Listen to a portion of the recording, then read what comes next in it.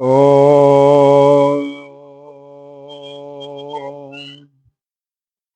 पार्थाय प्रतिबोधितां भगवता नारायणेन स्वयं व्यासेन ग्रथितां पुराणमुनिना मध्ये महाभारतम् अद्वैतामृतवर्षिणीं भगवतीमष्टादशाध्यायिनी मम्बत्वामनुसन्दधामि भगवद्गीते भवद्वेषिणीम् नमोऽस्तु ते व्यासविशालबुद्धे फुल्लारविन्दायतपत्रनेत्र येन त्वया भारततैलपूर्णः प्रज्वालितो ज्ञानमयः प्रदीपः प्रपन्नपारिजाताय तोत्रवेत्रैकपाणये ज्ञानमुद्राय कृष्णाय गीतामृतदुहे नमः। अखण्डमण्डलाकारं व्याप्तं येन चराचरं तत्पदं दर्शितं येन तस्मै श्रीगुरवे नमः। नारायणः समारम्भां शङ्कराचार्यमध्यमाम् अस्मदाचार्यपर्यन्तां वन्दे गुरुपरम्पराम्। ॐ यो ब्रह्माणं विदधाति पूर्वं यो वै वेदांश्च प्रणोति तस्मै तगुंहदेवात्मबुद्धिप्रकाशं मुमुक्षुर्वै शरणमहं प्रपद्ये। ओम शांति शांति शांति। परमात्मा के चरणों में एक बार संबंध स्थापित हो जाने के बाद पुनः कभी विक्षोभ को नहीं प्राप्त होता है। फिर उसका परमात्मा से कभी वियोग भाव नहीं होता है। केवल एक बार इसका तादात्म्य हो गया, वो अनंत काल के लिए हो जाता है।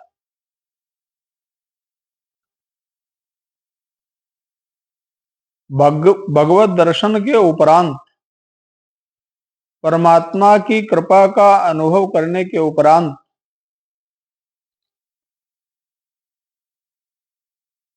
फिर उसी संसार की वृत्ति आए, ऐसा संभव नहीं है। लेकिन तब जब सर्वतो भावेन भगवत शरण प्रपन्न हो साधक, तब एक ही आश्रय, मेरे तो गिरधर गोपाल दूसरों न कोई। एक ही आश्रय, परम आश्रय, सारा संसार का बंधन छोड़ के जितने भी संबंध हैं माया में, जो संसार का विस्तार है, माया का विस्तार है, क्या है? जननी जनक बंधु सुत दारा, जननी जनक बंधु सुत दारा, तन धन धाम सुहृद परिवारा। ये सब तंतु हैं माया के फैले हुए। इन संबंधों में ये एक एक तंतु को इकट्ठा करके सब कहे ममता ताग बटोरी, मम पग मन ही बांध बर डोरी। ये जो हमारा ममत्व संसार में फैला हुआ है, थोड़े थोड़े संबंधों में चित्त उलझा हुआ है, उस चित्त को एकीभूत करके और परमात्मा के चरणों में यदि हम लगा देंगे तो परमात्मा अवश्य ही कृपा करेगा। देखो, जब हम भगवान का भजन करते हैं उससे ज्यादा भगवान हमारा भजन करते हैं। ये यथा माम प्रपद्यन्ते तांस तथैव भजाम्य हम। ऐसा नहीं कि हम ही करते हैं, हम एक गुना बल लगाएंगे, भगवान सहस्र गुना हमारे लिए कृपा करेंगे, अनुग्रह। बशर्ते हमारी दृष्टि उधर होनी चाहिए, हमारा मन उधर जाना चाहिए। परमात्मा के दर्शन के लिए, भगवत प्रीति के लिए चित्त में ललक जागनी चाहिए, उत्कंठा होनी चाहिए। भगवत दर्शन की उत्कंठा ही एक महान साधन है और उसको उत्तरोत्तर बढ़ाने के सहायक साधन है कि उनकी लीला कथाओं का श्रवण करें, उनके भक्तों की, जिनका भगवान में परम अनुराग रहा है, उनके जीवन की कथाएं सुने, भगवान की लीलाओं का चित्त में अनुभव करें। और सबसे बढ़िया है, सबसे श्रेष्ठ साधन है भगवान नाम जप। जब भगवान नाम का हम जप करते हैं तो भगवान का नाम, रूप, लीला, धाम ये सब अभिन्न है। नाम के अंदर नामी परमात्मा की सारी संवेदना है। नाम के द्वारा ही उसे जब हम पुकारेंगे तो वो नामी परमात्मा जिस रूप में हमारे लिए अपेक्षित है प्रकट हो जाएगा, क्योंकि उसका कोई निश्चित रूप नहीं है। निराकार का भी यही अर्थ करते हैं मनीषी जन, जिसका कोई एक निश्चित आकार नहीं है, या जो आकार के परिधि से, आकार के अनुशासन से बाहर हो गया है, जिस पर किसी एक आकार विशेष का आरोप नहीं है। जैसे हम हैं, एक व्यक्ति हैं, तो हम इसी आकार में रह सकते हैं, इसी मानव शरीर में। जो संसार में अन्य प्राणी हैं, कौवा, कुत्ता, घोड़ा, गधा, कुछ भी, उनको जो शरीर मिला है तो वो उसी आकार में रह सकते हैं। जब तक वो ईश्वरीय अनुग्रह के भाजन नहीं होंगे तब तक वो मायामय शरीर जो उन्हें मिला है, माता पिता से जो जन्म हुआ है, उसी में रहेंगे। हम माया के अधीन हैं, इसलिए हमारे शरीर पर, हमारी व्यवस्था पर, हमारी चेतना पर, बाह्य स्वरूप पर माया का आवरण है और उसी के अनुसार हमें बरतना होता है। और ईश्वर माया को अधीन करके आता है, वो मायापति है, माया उसके अनुशासन में है, हम माया के अनुशासन में है। मुझ में प्रभु में बस भेद यही, मैं नर हूं तुम नारायण हो। मुझ में प्रभु में बस भेद यही, मैं नर हूं तुम नारायण हो। मैं हूं संसार के हाथों में, संसार तुम्हारे हाथों में। मैं हूं संसार के हाथों में, संसार तुम्हारे हाथों में। अब सौंप दिया इस जीवन का सब भार तुम्हारे हाथों में है जीत तुम्हारे हाथों में, और हार तुम्हारे हाथों में। ऐसा समर्पण हो जाता है परमात्मा के चरणों में, तो परमात्मा उसके लिए कहते हैं जिसने समर्पण कर दिया, तेषाम हम समुद्धरता मृत्यु संसार सागरात भवामि न चिरात पार्थ मय्यावेशित चेतसाम।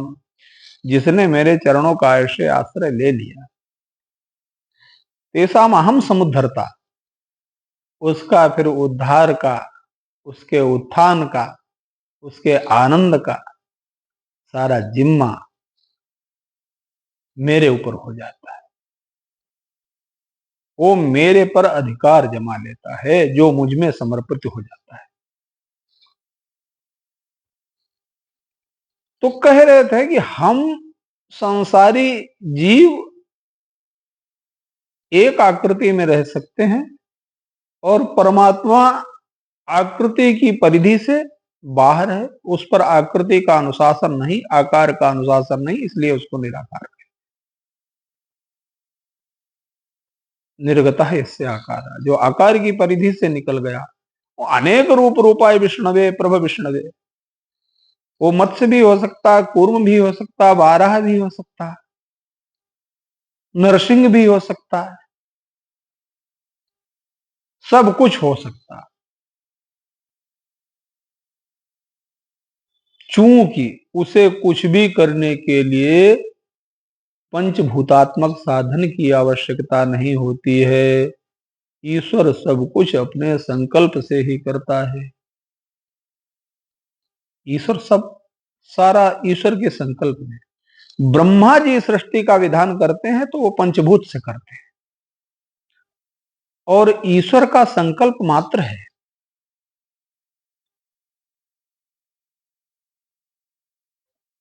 ईश्वर अभिन्न निमित्तोपादान कारण है इस जगत का।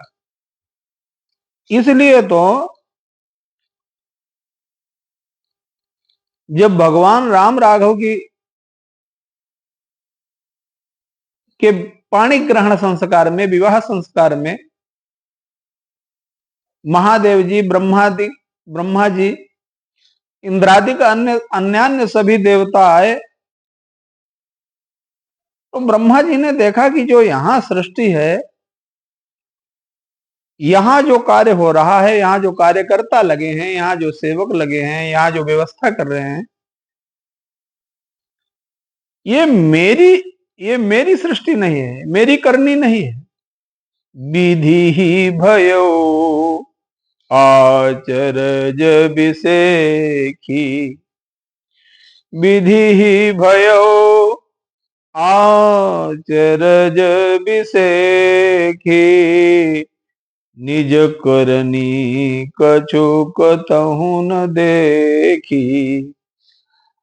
तो माया में जगत का विधान अलग है, ईश्वर मायापति है, इसलिए उसका संकल्प मात्र सब कुछ है। वो अनेक रूप रूपाय विष्णवे प्रभ विष्णवे। तो भक्त जब सर्वतो भावेन उसकी शरण होकर और उनका नाम लेकर पुकारता है, तो जैसा उसको आवश्यक होता है, जिस स्वरूप से उसकी अपेक्षा की संपूर्ति होती है साधक की, भगवान वैसा स्वरूप ग्रहण कर लेते हैं। सभी रूप उसी के हैं। तो भगवान अनुग्रह करते हैं जीव पर, इसमें किंचित मात्र भी संदेह नहीं है। और जब भगवद अनुग्रह होता है तो फिर अन्य के अनुग्रह की जरूरत नहीं रह जाती। जब भगवान कृपा कर देते हैं तो संसार के जीवों की कृपा की अपेक्षा नहीं रह जाती है। यही उसका परिणाम है। वो आनंद में होता है, सच्चिदानंद स्वरूप होता है, परमानंद स्वरूप को प्राप्त कर लेता है। भगवान उसका योगक्षेम करते हैं, फिर वो मस्त है, वो आनंद में है। उसकी सारी जिम्मेदारी भगवान ले लेते हैं। तेषाम अहम समुद्धरता, उसका उद्धार भगवान करते हैं। इसलिए समर्पण, भगवत शरणागति बहुत उच्च कोटि की भक्ति है, बहुत उच्च कोटि का आश्रय है। और ये बिना साधु पुरुषों के शरण में, पहले संत पुरुषों के शरण में जाएं। और संत उस अलग परमात्मा को दर्शन करा देते। संतों सदगुरु अलख लखा, जो परमात्मा, जो भगवान परमात्मा नेत्रों का विषय नहीं है, उसको भी दिव्य दृष्टि के द्वारा दर्शन करा दे, उसे सदगुरु कहते हैं। इसलिए हम जीवन में गुरु की अपेक्षा करते हैं, उनकी भक्ति करते हैं, उनके चरणों में आश्रय ग्रहण करते हैं, क्योंकि गुरु के बिना बोध होना संभव नहीं है। जैसे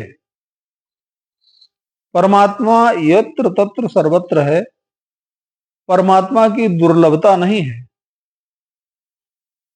समम सर्वेषु भूतेषु तिष्ठन्तम परमेश्वर, परमात्मा सर्वत्र है। लेकिन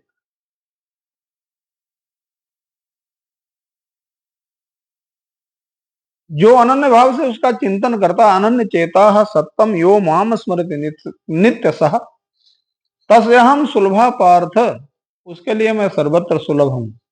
लेकिन ये सुलभ दृष्टि वाला महात्मा बहूनाम जन्मनामन्ते ज्ञानवान माम प्रपद्यते वासुदेवः सर्वमिति स महात्मा सुदुर्लभः। ऐसा वासुदेवमयी दृष्टि वाला, ऐसा सच्चिदानंदमयी दृष्टि वाला महात्मा दुर्लभ है। तो परमात्मा दुर्लभ नहीं है प्यारे, परमात्मा सर्वत्र है, सब जगह है, सब काल में है और सबका है, सब में है, हर समय है, पहले भी था, आज भी है, आगे भी रहेगा। लेकिन जिसकी दुर्लभता है उसकी शरण जाते हैं। ऐसा परमात्मा सर्वत्र व्याप्त है, ऐसी वासुदेवमयी दृष्टि वाला,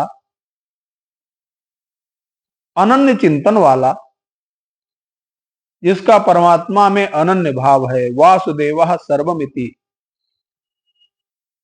सर्वमिति वासुदेवः, ये सब कुछ वासुदेव ही है, ये परमात्मा ही है। स महात्मा सुदुर्लभ, वो महात्मा दुर्लभ है। और ऐसे महापुरुष जीवन में जब मिलते हैं भगवान की कृपा से ही, संत विशुद्ध मिलहि पुनिते ही, संत विशुद्ध मिलहि पुनिते ही, चित वही राम कृपा करिजे ही। भगवान की महती अनुकंपा होती है, उनका परम अनुग्रह होता है, तो महापुरुष का दर्शन होता है। और महापुरुष के सानिध्य प्राप्त होने से फिर जीवन कृतकृत्य हो जाता है, धन्य हो जाता है। संत दुर्लभ है, वासुदेवमयी दृष्टि वाला महात्मा दुर्लभ है। और ऐसा महात्मा जीवन में जो दुर्लभ है, उसका संयोग प्राप्त हो जाए भगवत कृपा से, तो जीवन कृतकृत्य हो जाता है। तो जीवन को वासुदेवमयी दृष्टि वाला बनाना है, वासुदेव सब जगह है, वासुदेवमयी दृष्टि वाला दुर्लभ है। इसलिए महात्मा की ज्यादा अपेक्षा है। संसार में दुरात्मा बहुत हो गए हैं, महात्मा पुरुष नहीं है, साधु पुरुष नहीं है। एक दूसरे में विद्वेष की भावना रखने वाले, अकारण ही बैर, बैर अकारण ही सब ही सो। कोई कारण भी नहीं है, फिर भी बैर है एक दूसरे के प्रति। ऐसे अकारण बैर वाले चित्त वाले लोग, जिनके चित्त में अकारण ही बैर उत्पन्न हुआ है, केवल दूसरे के सुख से दुखी हैं, अपने दुख से उतने दुखी नहीं है। अब ये अपेक्षा करें कि कुछ भी, कितना बड़ा कार्यक्रम कराएं, कितने बड़े आयोजन कराएं, लेकिन इनके आयोजन में सत संकल्प न होने के कारण वो परमार्थ लाभ नहीं प्राप्त कर पाते। परमार्थ की प्राप्ति के लिए आपके चित्त में दोष दृष्टि नहीं होनी चाहिए। अगर आपकी दृष्टि गुणग्राही नहीं है तो आप साधु क्या, साधक भी नहीं है। साधक जो होता है वो दूसरे में दोष कभी नहीं देखता। साधक उसी को कहते हैं जो अपने दोष देख लेता है, अपने दोषों का निरीक्षण करके और उन्हें निराकरण करने की कोशिश करता है, आत्मनिरीक्षण करता है, ये साधक है। जो अपने दोष देख ले और उसे दूर दूर दूर करने की कोशिश करे, वो साधक है। और जो दूसरों में दोष देखता रहे हमेशा, वो बाधक है। और जो न किसी में दोष देखे न गुण देखे, वो सिद्ध पुरुष है, वो गुणातीत पुरुष है। और जो केवल गुण ही गुण देखता है, सामने आए हुए अपने सुहृद में केवल गुण ही गुण देखता है, वो परमात्मा है। परमात्मा का एक स्वभाव है कि वो अपने सुहृद के, अपने विरध के, अपने जन के अवगुण नहीं देखता, उसका स्वभाव है। भक्तिम तुष्यति केवल गुण ही। इसीलिए भगवान को भक्ति अतिशय प्रिय है, क्योंकि वो केवल गुणग्राही पुरुष को ही लब्ध है। परमात्मा केवल गुण ही देखता है। जन अवगुण प्रभु मानन काऊ, दीन बंधु अति मृदुल स्वभाव। परमात्मा हमेशा अपने सुहृद के गुण ही गुण देखते हैं, और परमात्मा की अगर जरा भी दुर्गुणमयी दृष्टि हो तो जीव का कल्याण कभी नहीं हो सकता है। इसलिए तो भगवान कहते हैं, अपि चेतसि पापेभ्यः सर्वेभ्यः पापकृतमः सर्वम ज्ञान प्लवेनैव वृजिनम संतरिष्यसि।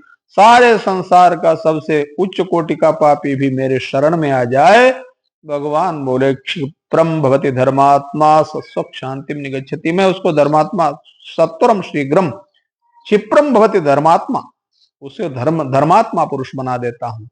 भगवान उसके दोष नहीं देखते। भगवान चूंकि निर्दोषम समम ब्रह्म तस्मात् ब्रह्मणि ते स्थिता। परमात्मा निर्दोष है, वो कभी किसी में दोष दर्शन नहीं करता। तो एक बात समझ लें यहां पर मूल सूत्र, कि जो अपने दोष देख ले, अपने दोषों का अवलोकन करके और भगवत भजन के द्वारा उनका निराकरण करे, तो वो साधक है। और हमेशा दूसरों में दोष देखता रहे, वो बाधक है, वो अधोगति की तैयारी कर रहा है। और जो न किसी में दोष देखता न गुण देखता, वो सिद्ध पुरुष है, वो गुणातीत पुरुष है।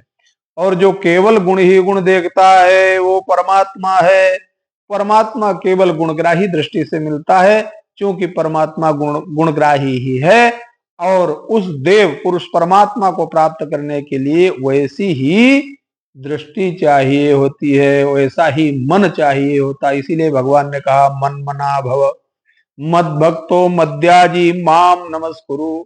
अरे जैसा मेरा मन है, जैसी मेरी वृत्ति है, जैसा मैं किसी में कभी कोई दोष नहीं देखता हूं, और तुम्हारी भी दृष्टि किसी में दोष दर्शन की नहीं रहेगी, तो आप निर्दोष हो जाएंगे, आप कृतकृत्य हो जाएंगे, भगवान के तादात्म्य के अनुकूल हो जाएंगे, मन मनाभव हो जाएंगे। भगवान आपको अपने में स्वीकार कर लेंगे, अपना मन वाला अपना स्वरूप प्रदान कर देंगे। बोलिए सच्चिदानंद भगवान की जय।